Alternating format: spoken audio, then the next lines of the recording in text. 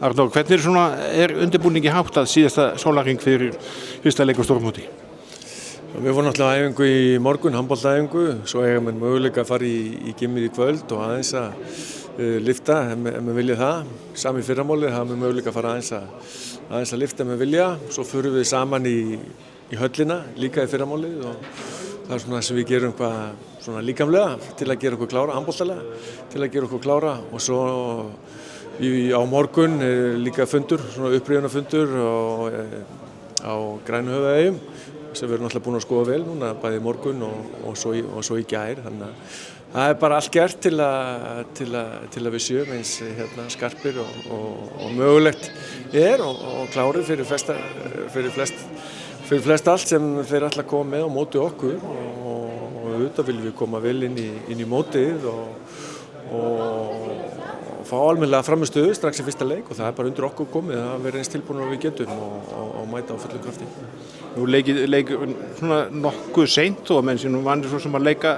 á þessum tíma, kannski höfðu sínu félagsliðum en samt í seinna lagi, svo að menn eitthvað aðeins lengur eða hvernig þessu að hátta með hvíld og annað? Já, aðeins lengur og auðvitað þetta ákveðin kunst og að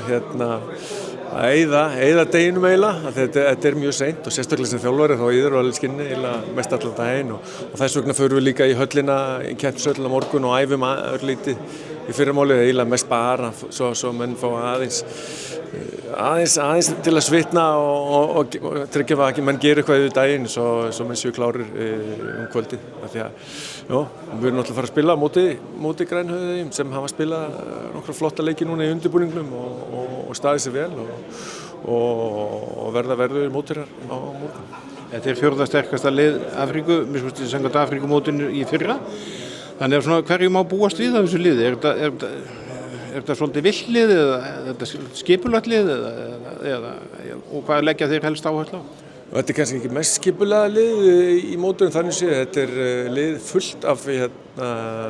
fullt af svaka skyttum, skjóta mikið fyrir utan 9 metrana, eru með fullt af góðum skyttum, margir aðeins spila í portúgalsku deildinni, einn af þeim er markahæsti leikmaður portúgalsku deildarinnar og þeir sem lið hafa bara verið að spila vel upp á síðkastið, töpum 1 núna móti Norður Makedóníu á í síðasta æfingarleik fyrir mót, þannig að þeir hafa sýnt flotta framistöður og við höfum líka skoðað Afríkumótið sem hún talar þar sem þeir lentu í 4. sæti og stóðu svo vel og eins leikinn Ísland Grænhöfðaeyjar frá HM23, þannig að við teljum okkur að hafa greina góðar upplýsingar þessa leikmenn sem við erum að fara að mæta og eins og að sjálfsögðu verður undir okkur komið og við þurfum bara að leggja ríka áherslu á það, hugsa okkur að við mætum svo eins klárir og hægt er. Já, það skiptir náttúrulega líka máli og líka bara fyrir framhaldið að hugarfæri sér rétt og svona spili lítið ágætlega út. Alveg klárlega og við viljum bara fá eins góða framistöðu og mögulegt að leikmenn séu á milljón þegar þeir inn á vellinum og gera sitt besta sjálfsögðu. Þetta er bara stór mót, fyrsti leikur heimsmeistaramóti og það er bara mikilvægt